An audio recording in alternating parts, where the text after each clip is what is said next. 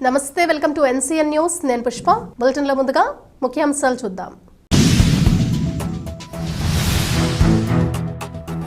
IFTU ఆధ్వర్యంలో ఘనంగా రైతాంగ పోరాట స్ఫూర్తి కార్పొరేట్ వ్యతిరేక దినోత్సవం. తూర్పుగోదావరి జిల్లా నిడదవోలు ఇందిరానగర్లో ఐఎఫ్టీయూ స్తూపం వద్ద ఇఫ్టు ఆధ్వర్యంలో కార్పొరేట్ వ్యతిరేక దినోత్సవాన్ని ఘనంగా నిర్వహించారు. ఈ సందర్భంగా ఇఫ్టు జిల్లా సహాయ కార్యదర్శి ఈమని గ్రీష్మకుమార్ మాట్లాడుతూ కేంద్రంలోని మోడీ ఫాసిస్టు పాలకులపై 750 మంది రైతులు బలిదానాలతో 380 రోజుల నిర్విరామంగా పోరాడి మోడీ ప్రభుత్వం కరోనా విలయాన్ని అడ్డం పెట్టుకుని ఇళ్లను జైళ్లుగా మార్చి లాక్డౌన్ పేరిట ప్రజలను బందీలుగా చేసి పార్లమెంట్లో ఏ విధమైన చర్చ లేకుండానే వ్యవసాయాన్ని ప్రైవేటు కార్పొరేట్ శక్తులకు అప్పగించడానికి తెచ్చిన 3 నల్ల వ్యవసాయ చట్టాలను రద్దు చేయాలని డిమాండ్ చేశారు.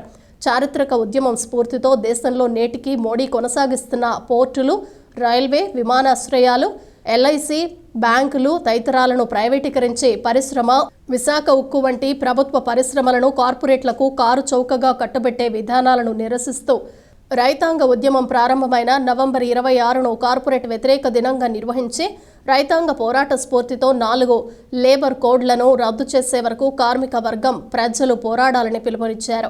ఈ కార్యక్రమంలో ఇఫ్టు నాయకులు ఎల్లమిల్లి వరప్రసాద్, పాలంగి చంద్రరాజు, ఎలగాడ రాజ్పాల్, మహేష్, పులుగు చైతన్య, కార్తీక, విశ్వాస్ రాజ్ కుమార్, రాధాకృష్ణ, బవిరిశెట్టి నాగేంద్ర తదితరులు పాల్గొన్నారు.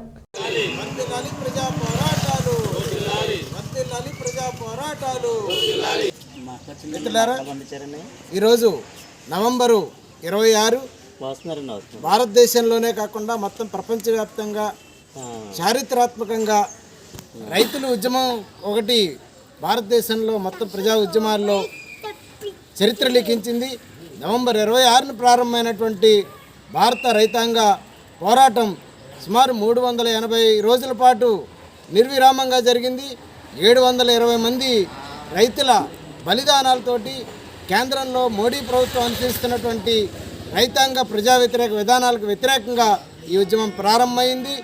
మొత్తం భారతదేశంలో ఉన్నటువంటి వ్యవసాయ భూములన్నింటినీ కూడా తన ఇద్దరు అనుంగు మిత్రులైనటువంటి అంబానీ, అదానీలకి కట్టబట్టాలనేటువంటి లక్ష్యంతో మొత్తం వ్యవసాయ రంగాన్ని ప్రైవేటు పరం చేయాలి, కార్పొరేట్లకు అప్పచెప్పాలనేటువంటి లక్ష్యంతో 3 వ్యవసాయ నల్ల చట్టాలని మోడీ ప్రభుత్వం తీసుకొచ్చింది.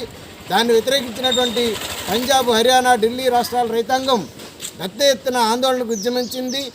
విజయం సాధించారు. ఆ రైతులు ఉద్యమం ద్వారా ఆ నల్ల చట్టాలని మోడీ ప్రభుత్వం వెనక్కి తీసుకోవడం జరిగింది. ఇది మొత్తం ప్రజా ఉద్యమాలకే మంచి విజయాన్ని చేకూర్చినటువంటి చరిత్ర. అయితే మోడీ తన దుందుడుకు స్వభావాన్ని విడనాడుకోకుండా ఇప్పటికీ కూడా తన ప్రైవేటీకరణ, కార్పొరేటీకరణ ఆలోచనలు కొనసాగిస్తూ ఉన్నాడు. దానికి సూచకంగానే భారతదేశంలో ఎప్పటి నుండో ఉన్నటువంటి రైల్వేలని ప్రైవేటు పరం చేయడానికి, మొత్తం 6 ఎయిర్పోర్ట్లను ప్రైవేటు పరం చేయడానికి, అలా అంతేకాకుండా పోర్టులను కూడా ప్రైవేటు పరం చేయడానికి, బిఎస్ఎన్ఎల్, ఎల్ఐసి, బ్యాంకింగ్ రంగం ఇలాంటి వాటి అన్నింటినీ కూడా కార్పొరేట్లకి అప్పచెప్పే లక్ష్యంతో ప్రైవేటీకరణ లక్ష్యంగా తన పాలన కొనసాగిస్తూ ఉన్నటువంటి నేపథ్యంలో రైతాంగ ఉద్యమం ప్రారంభమైనటువంటి నవంబర్ 26ని కార్పొరేటీకరణ వ్యతిరేక దినోత్సవంగా జరపాలని చెప్పేసి ఐఎఫ్టీయూ జాతీయ కమిటీ ఇచ్చిన పిలుపులో భాగంగా నిడదవోలు ఇందిరానగర్లో ఈ రోజున కార్మిక వర్గం నిరసన తెలియజేస్తూ ఉంది. రైతాంగ ఉద్యమ స్ఫూర్తితోటి ఈ కార్పొరేటీకరణ వ్యతిరేకంగా పెద్ద ఎత్తున భారతదేశంలో నిర్మితమైనటువంటి ఉద్యమంలో భాగస్వాములు కావాలని చెప్పేసి మొత్తం కార్మిక వర్గానికి పిలుపునివ్వడం జరుగుతోంది. గ్రీష్మకుమార్, భారత కార్మిక సంఘాల సమాఖ్య, ఉమ్మడి పశ్చిమ గోదావరి జిల్లా సహాయ కార్యదర్శి.